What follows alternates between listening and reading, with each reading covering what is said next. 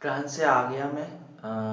France से आने के बाद मैंने परमार सर का PYQ सीरीज़ का पार्ट 2 किया, मतलब पार्ट 5 का सेकंड क्लास किया, जिसमें कॉन्स्टिट्यूएंट असेंबली के बारे में आगे दो दो तीन क्वेश्चंस थे। जो पहले थे कुछ क्वेश्चंस, उन्हीं को कॉन्स्टिट्यूएंट असेंबली में रिवाइज के साथ दो नए क्वेश्चंस ऐड किए गए, जिसमें से कुछ मुझे याद थे जो मुझे नहीं लगे, जैसे कि ID card of the constitution किसने कहा था।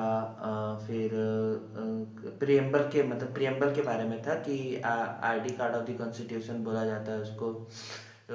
के पानी वाला ऐसे कुछ करके थे, मैं नाम नहीं याद आ रहा है। और फिर कॉन्स्टिट्यूशन असेंबली ने कब कॉमनवेल्थ को रेटिफाइड किया था, तो मई में किया था 1949। ये भी क्वेश्चन मेरे को नहीं पता था।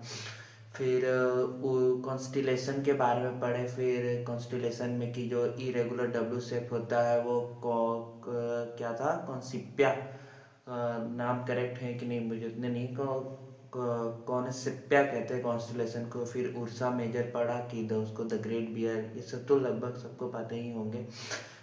एस्टेरिज्म, जो कॉन्स्टिलेशन में एक एक्सटेरिज्म, एक टॉपिक एक्सटेरिज्म होता है, जो मतलब कि कॉन्स्टिलेशन में ही जो अलग अलग पैटर्न दिखाते हैं उसको एस्टेरिज्म होता है कहते हैं, वो हम जाने।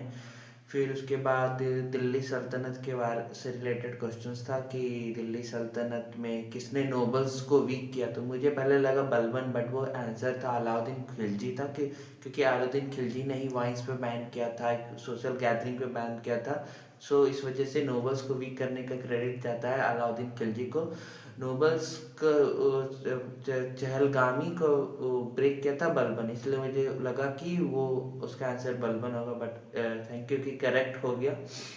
फिर उसके बाद उसी में पढ़े कि दीवाने कोही कौन बनाया, दीवाने रियासत कौन बनाया,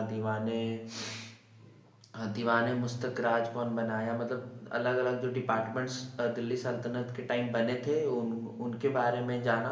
लगभग मुझे पता ही था, क्योंकि जो पढ़ा था उसी को मैं रिवीजन ही हो रहा था। कुछ कुछ पॉइंट्स जो दिमाग में निकल गए थे, बस वही थे। फिर सेंसस के बारे में क्वेश्चन था कि सेंसस किसने शुरू किया, कब शुरू हुआ इंडिया में, जो मुझे ये नहीं पता। मैं ये पॉइंट भूल गया था कि इंडिया में फर्स्ट टाइम अगर एक अनऑर्गेनाइज सेंसस जो हुआ था वो ढाका में हुआ था। एच वाल्टर करके कोई थे जिन्होंने खोजा। फिर सेंसस किस कैसे होता है, तो सेंसस 2 फेज में होता है, ये मैंने फर्स्ट टाइम जाना कि हाउसिंग फेज होता है पहले, मतलब हाउसिंग काउंट होता है, फिर पॉपुलेशन एस्टिमेट होता है, ये मैंने जाना। फिर सुकन्या योजना के बारे में था,